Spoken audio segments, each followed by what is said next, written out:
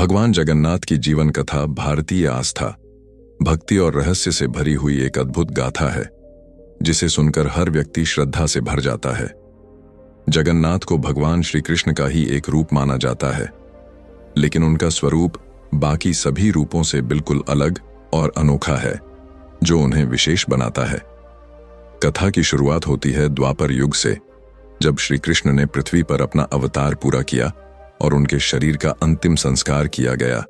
लेकिन मान्यता है कि उनका हृदय पूरी तरह से नहीं जला और वह दिव्य रूप में सुरक्षित रह गया, जिसे ब्रह्म पदार्थ कहा जाता है। समय बीतता गया और यह दिव्य तत्व एक रहस्य बन गया जिसे केवल कुछ ही लोग जानते थे। इसके बाद कथा आती है राजा इंद्रद्युम्न की, जो एक महान भक्त थे और वे भगवान विष्णु के साक्षात दर्शन करना चाहते थे। उन्हें एक दिन पता चला कि भगवान स्वयं एक विशेष रूप में पृथ्वी पर प्रकट होते हैं, जिसे नील माधव कहा जाता है। राजा ने अपने सेवकों को उस दिव्य स्वरूप की खोज में भेजा और अंततः वह स्थान मिला जहां भगवान नील माधव की पूजा की जाती थी। उसी स्थान पर आगे चलकर जगन्नाथ मंदिर का निर्माण हुआ, जो आज भी करोड़ों भक्तों की आस्था का केंद्र है।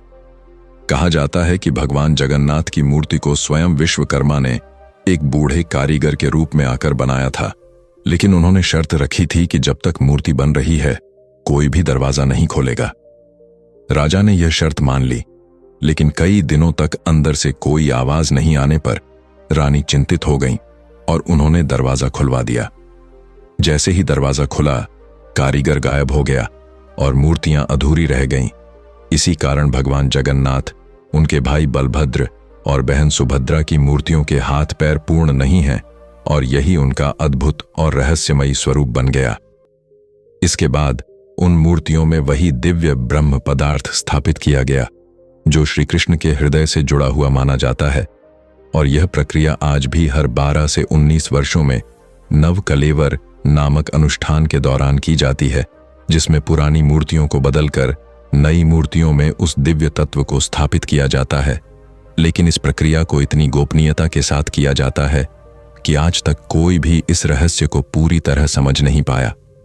भगवान जगन्नाथ की जीवन कथा केवल एक धार्मिक कहानी नहीं, बल्कि यह भक्ति, विश्वास और अदृश्य शक्तियों का प्रतीक है, जिसमें हर घटना एक गहरे रहस्य को छुपाए हुए है। उनके जीवन से यह सीख मिलती है कि भगवान का स्वरूप सीमित नहीं होता, वह किसी भी रूप में प्रकट हो सकते हैं और सच्ची भक्ति ही उन्हें पाने का एकमात्र मार्ग है। जगन्नाथ की कथा में एक और विशेष बात यह है कि यहाँ भगवान को हर जाति, हर वर्ग और हर धर्म के लोग समान रूप से पूजते हैं और यह स्थान एकता और समर्पण का प्रतीक बन चुका है। उनकी रथ यात्रा, जिसमें भगवान स्वयं अपने भक्तों के बीच आते हैं, यह दर्शाती है कि भगवान अपने भक्तों से दूर नहीं है, बल्कि वे हमेशा उनके साथ हैं। इस पूरी कथा में सबसे बड़ा रहस्य यही है कि भगवान जगन्नाथ का स्वरूप अधूरा होते हुए भी पूर्ण क्यों माना जाता है, और यही बात उन्हें दुनिया के सबसे अनोखे और चमत्कारी देवताओं में शामिल करती है, जिनकी महिमा को शब्दों में पूरी तरह व्यक्त करना संभव नहीं है। भगवान जगन्नाथ से जुड़े रहस्य इतने गहरे और चौंकाने वाले हैं कि आज तक विज्ञान भी उनका पूरा उत्तर नहीं दे पाया है। और यही कारण है कि जगन्नाथ मंदिर को केवल एक धार्मिक स्थल नहीं, बल्कि रहस्यों का जीवंत केंद्र माना जाता है। सबसे पहला और हैरान कर देने वाला रहस्य यह है कि इस मंदिर के ऊपर लगा झंडा हमेशा हवा के विपरीत दिशा में लहराता है, जिसे देखकर हर कोई आश्चर्य में पड़ जाता है, क्योंकि यह प्रकृति के सामान्य नियमों के बिल्कुल उल्टा है। इसके अलावा मंदिर के शिखर पर लगा सुदर्शन चक्र ऐसा बना है कि आप उसे किसी भी दिशा से देखें, वह हमेशा सामने ही दिखाई देता है, जैसे वह आपको ही देख रहा हो। और यह वास्तुकला का ऐसा चमत्कार है जिसे आज के आधुनिक इंजीनियर भी पूरी तरह समझ नहीं पाए हैं। एक और रहस्य यह है कि मंदिर के ऊपर से कभी कोई पक्षी या हवाई जहाज उड़ता हुआ नहीं दिखाई देता, जबकि यह इलाका खुला है। फिर भी मान्यता है कि इस स्थान के ऊपर एक अदृश्य ऊर्जा क्षेत्र है, जो किसी भी चीज को वहां से गुजरने नहीं देता। मंदिर के अंदर बनने वाला महाप्रसाद भी अपने आप में एक चमत्कार है, जहां हजारों लोगों के लिए भोजन मिट्टी के बर्तनों में लकड़ी की आग पर बनाया जाता है। और सबसे आश्चर्यजनक बात यह है कि ये बर्तन एक दूसरे के ऊपर रखे जाते हैं, लेकिन सबसे ऊपर रखा बर्तन पहले पकता है, जो सामान्य विज्ञान के नियमों को चुनौती देता है। कहा जाता है कि चाहे जितने भी भक्त आ जाएं, महाप्रसाद कभी कम नहीं पड़ता और न ही कभी बचता है, जैसे कि कोई अदृश्य शक्ति इसकी मात्रा को नियंत्रित कर रही हो।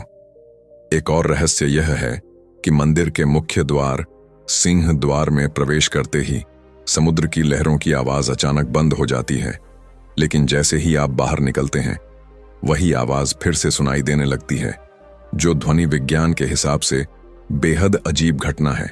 इसके साथ ही मंदिर की छाया भी एक अनोखा रहस्य है। कहा जाता है कि दिन के किसी भी समय इस मंदिर की स्पष्ट छाया जमीन पर नहीं दिखती, जो इसे और भी रहस्यमयी बनाती है। सबसे गुप्त और चौंकाने वाला रहस्य ब्रह्म पदार्थ का है, जिसे मूर्तियों के अंदर रखा जाता है, और जब नवकलेवर होता है तब इसे एक मूर्ति से दूसरी मूर्ति में स्थानांतरित किया जाता है। लेकिन इस प्रक्रिया को अंधेरे में किया जाता है, और जो पुजारी इसे करते हैं उनकी आंखों पर पट्टी बांधी जाती है और हाथों में कपड़ा लपेटा जाता है, ताकि वे उस दिव्य तत्व को देख या छू न सकें, क्योंकि मान्यता है कि जो भी इसे सीधे देख लेगा वह जीवित नहीं रह पाएगा। इतना ही नहीं, मंदिर के रसोई घर को दुनिया का सबसे बड़ा मंदिर रसोई घर माना जाता है, जहां एक साथ सैकड़ों व्यंजन बनते हैं और हर दिन सब कुछ बिल्कुल सटीक मात्रा में तैयार होता है, जो अपने आप में एक अनसुलझा रहस्य है। एक और बात जो लोगों को चौंका देती है वह यह है कि इस मंदिर के शिखर पर हर दिन एक पुजारी बिना किसी आधुनिक सुरक्षा उपकरण के चढ़कर झंडा बदलता है, और अगर किसी दिन यह परंपरा टूट जाए तो मान्यता है कि मंदिर 18 साल तक बंद हो सकता है।